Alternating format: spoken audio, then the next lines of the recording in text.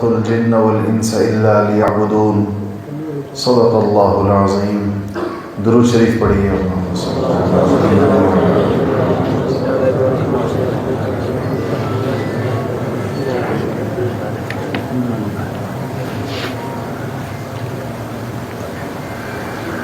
میرے محترم بھائیوں اور دوستوں، اللہ جل شانہ نے انسان کو اپنی عبدیت کے لیے پیدا فرمایا ہے۔ وما خلقت الجن والانس الا لیعبدون۔ یہ آیت بھی ہم پڑھتے ہیں اور سنتے ہیں، لیکن عبدیت کے تقاضے کیا ہیں؟ کون سا شخص ہے جو صحیح معنوں میں اللہ جل شانہ کا عبد کہلانے کا مستحق ہے؟ کامیابی صرف اسی کے لیے ہے، اور یہ اتنا بڑا منصب ہے اللہ جل شانہ کے نزدیک، اس انسان کی اتنی عزت اور تکریم ہے کہ نبی کریم محمد مصطفیٰ صلی اللہ علیہ وسلم کے ساتھ جو اللہ تعالیٰ کے بہت خصوصی معاملات ہوئے، بہت اونچے درجے کی جہاں ان کو شانیں نصیب ہوئیں، وہاں اللہ جل شانہ نے ان واقعات کے بیان کے وقت نبی کریم صلی اللہ علیہ وسلم کے لیے جس منصب کو منتخب فرمایا، جس منصب کو پسند فرمایا، وہ منصب عبدیت ہوتا تھا کہ نبی کریم صلی اللہ علیہ وسلم نے کامل درجے کی، اعلیٰ ترین درجے کی عبدیت برت کر دکھائی، اور یہی پیغام اور یہی تربیت آپ نے مسلمانوں کی کہ اللہ جل شانہ نے انسانوں کو ایک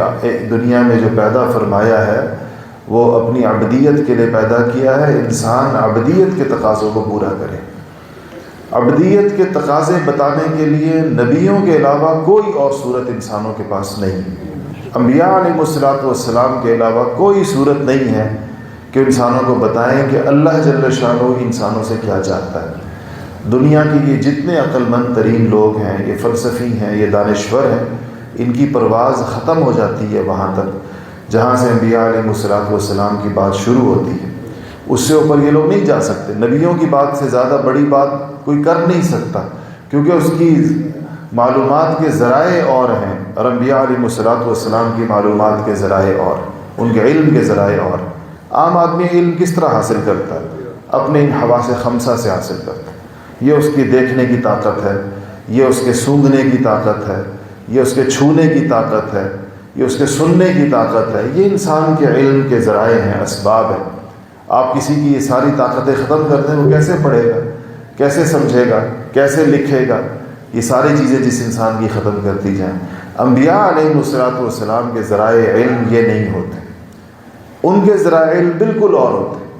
اور وہ ذریعہ علم کا چونکہ نبیوں کے علاوہ کسی کو حاصل نہیں ہوتا، اس لیے کسی کا علم بھی نبی کے پاؤں کی جوتی تک بھی نہیں پہنچتا، نبی کے پاؤں کی خاک اور دھول تک بھی نہیں پہنچتا کسی کا علم۔ یہ مسلمانوں میں ایک یہ کمزوری آئی کہ انہوں نے انبیاء علیہ السلام کے علم سے اپنے تاثر کی بجائے فلسفیوں اور دانشوروں اور دنیا کے ان حواس خمسہ سے جو علم مرتب ہوتا ہے، اس علم کو بہت عالی شان چیز سمجھا، اور اس کو اتنا وقت دیا، اس کو اتنی اہمیت دی، اس کو اتنا زیادہ اپنی زندگیوں کے اندر داخل کر دیا کہ اس کے اندر نبیوں کی اور وحی کی تعلیمات کی کوئی گنجائش نہیں چھوڑی، نہ اس کے لیے وقت چھوڑا، نہ اس کے لیے کوئی ذہن چھوڑا، نہ اس کے لیے کوئی اپنی اس کے لیے تربیت کی ضرورت محسوس کی۔ دیکھیں، میں آپ سے عرض کروں، ہم ایک چھوٹے سے بچے کو اس کی جیسے ہی وہ ابھی اس نے باتیں کرنا شروع کی ہوتی ہیں، ہم اس کو ایک سمت میں اور ایک طرف میں لگانا شروع کر دیتے ہیں۔ آپ نے سنا ہوگا کہ مائیں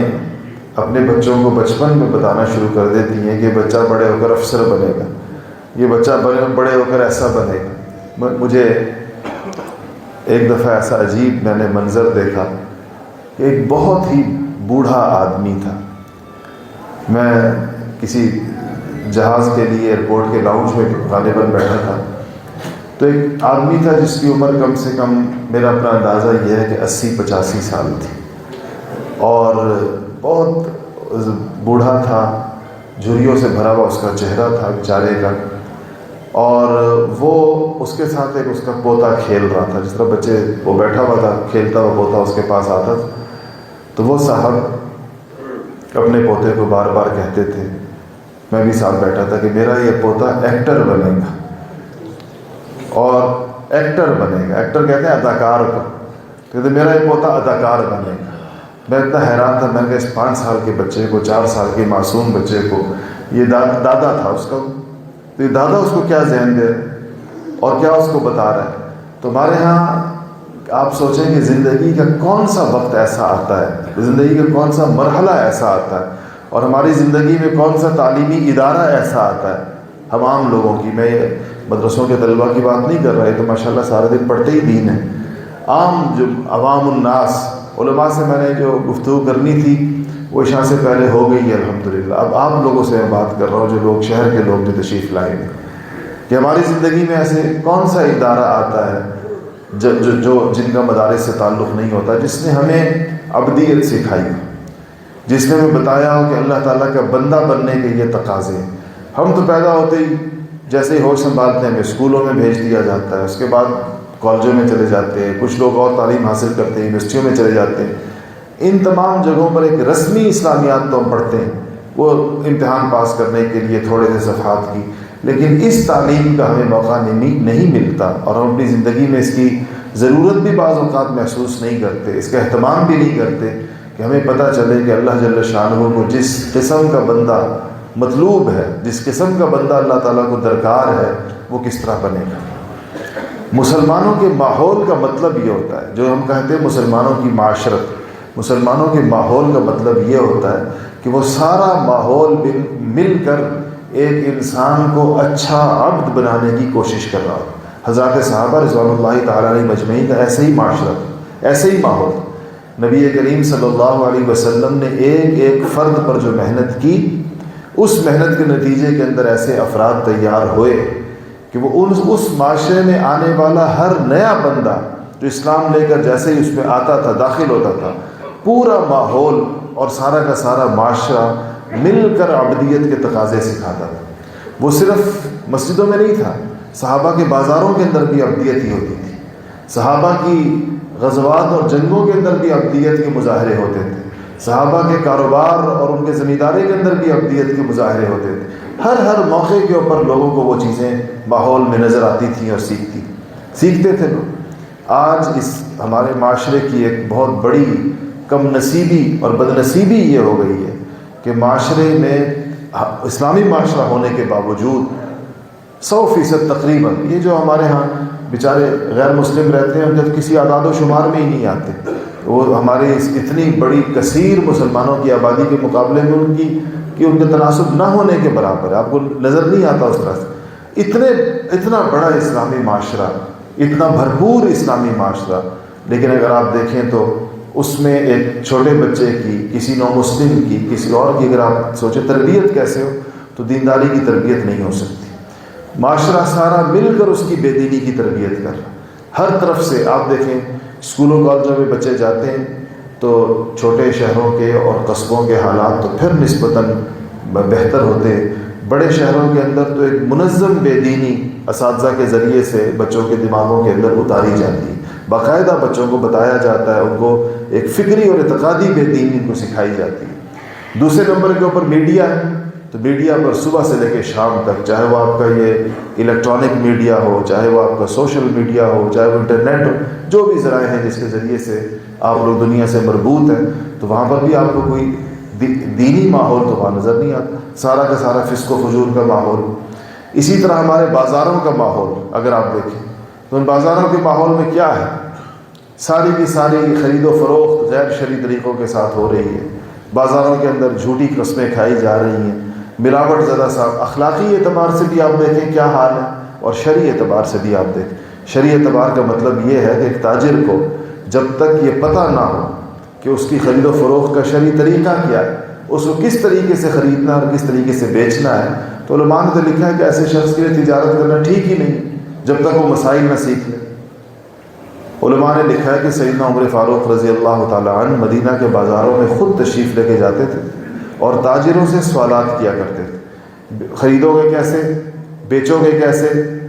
قرض کیسے لوگے، قرض کیسے دو گے، اگر جنس کے بدلے جنس یعنی گندم کے بدلے گندم یا چاول کے بدلے چاول، پرانے زمانے میں اس قسم کی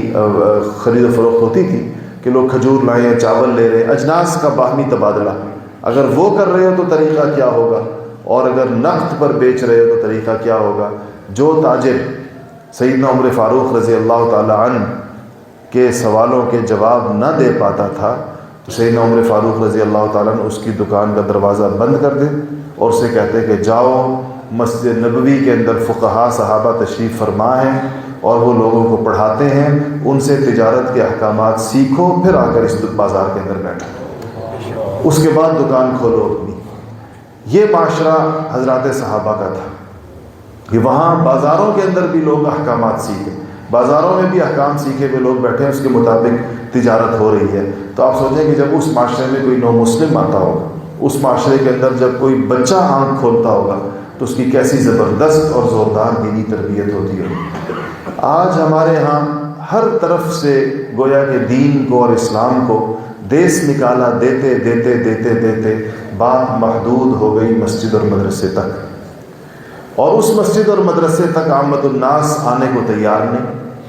اس مسجد اور مدرسے سے استفادہ کرنے کو تیار نہیں۔ بہت ہی جو نیک لوگ ہوتے ہیں وہ نمازوں کے لیے آ جاتے ہیں لیکن پڑھنے کے لیے آنے کو تیار نہیں۔ کل وقتی تعلیم نہ صحیح، میں نہیں کہتا کہ دنیا کے تمام لوگ مدرسوں میں کل وقتی داخل ہو جائیں گے، آخر یہ کاروبار زندگی بھی چلنا ہے، لوگوں نے ہر کام کر اپنی ضرورت کا دین سیکھنا تو ہر ایک کے ذمے ہے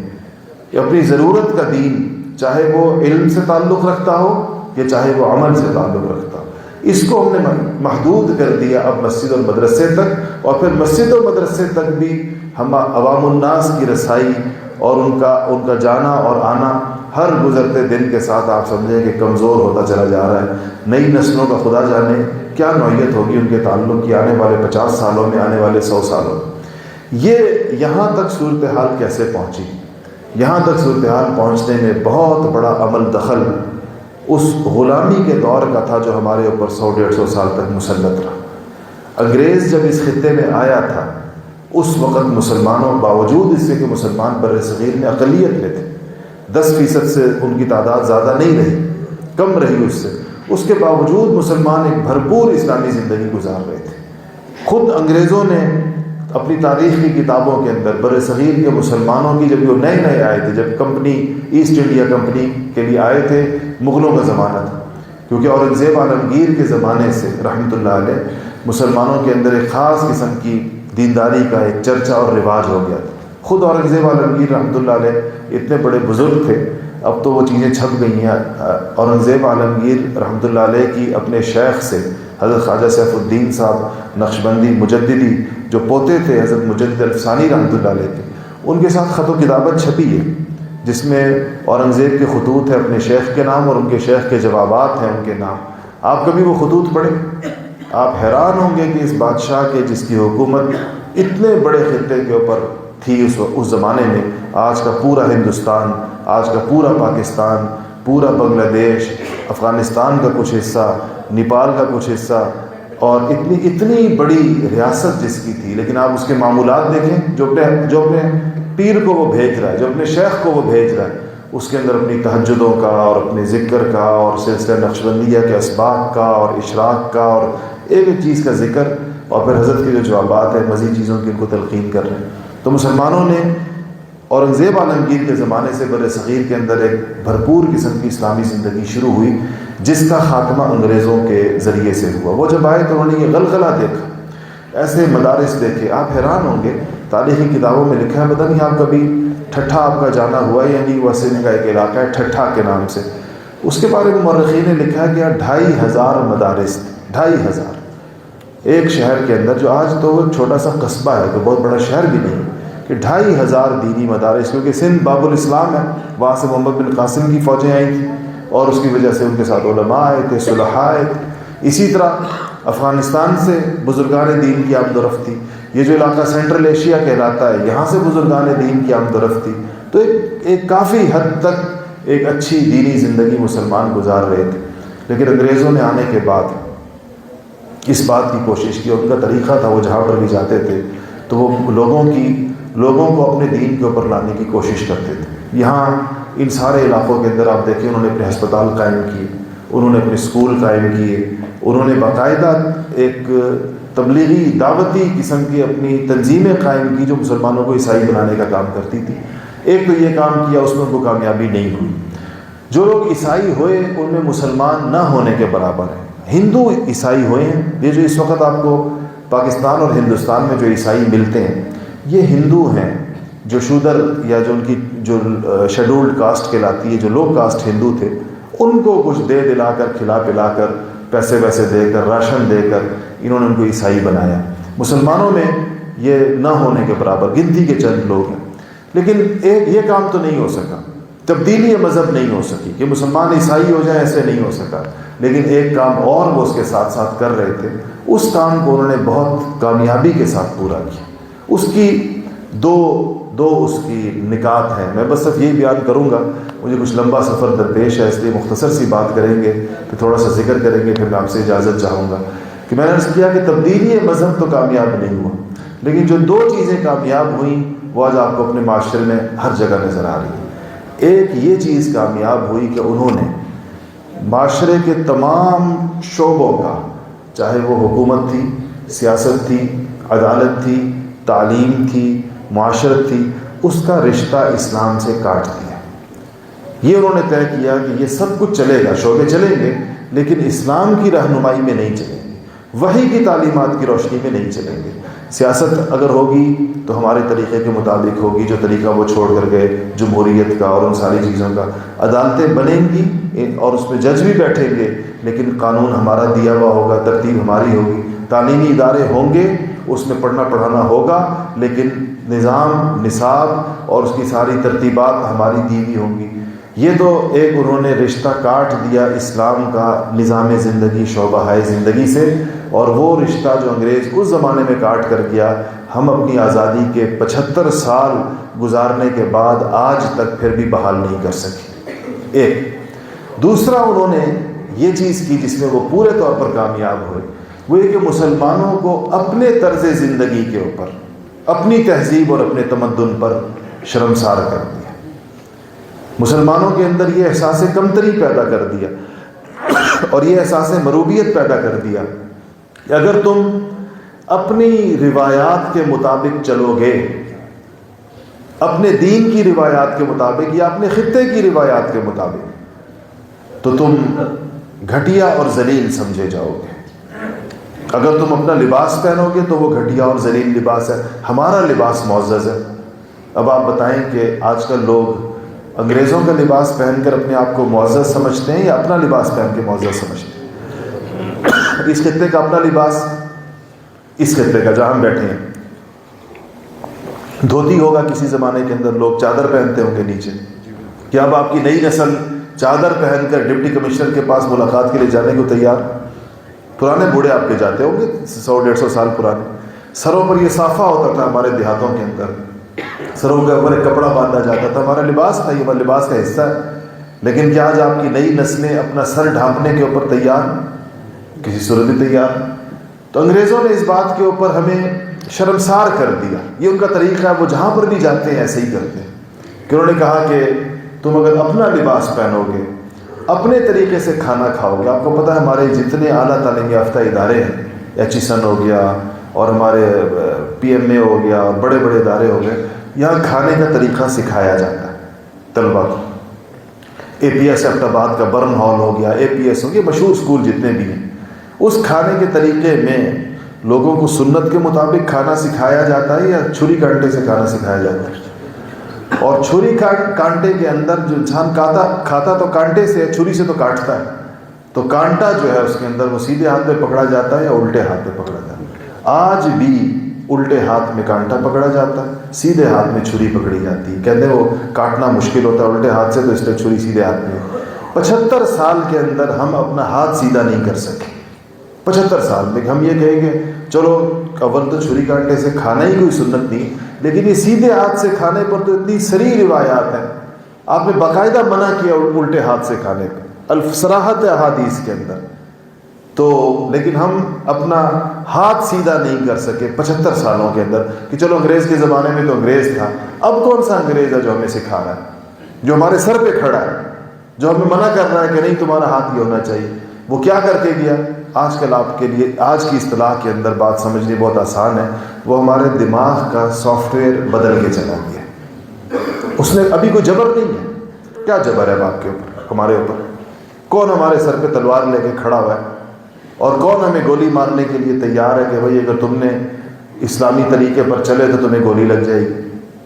کوئی بھی نہیں ہے۔ وہ صدی 7 سمندر پار اپنے ملک کے اندر آرام سے بیٹھا ہے، لیکن ایک دماغی تبدیلی ہمارے اندر کر گیا ہے، اور وہ نسل در نسل چلتی چلی آ رہی ہے، بلکہ بڑھتی چلی جا رہی ہے۔ ہر گزرتی نسل کے ساتھ وہ بڑھتی چلی جا رہی ہے، اور یہ اتنی خطرناک ہے کہ جن معاشروں کے اندر یہ پیدا ہو جاتی ہے، یہ اپنے جو لوگ اپنے دینی شعائر کے اوپر اور اپنی تہذیبی علامتوں کے اوپر جب لوگ شرمندہ ہونا شروع ہو جاتے ہیں اور اس کو اپنانے کے اندر پس و پیش کرتے ہیں، تو آہستہ آہستہ آہستہ آہستہ آہستہ آہستہ اپنے دین سے ہی باہر نکل جاتے ہیں۔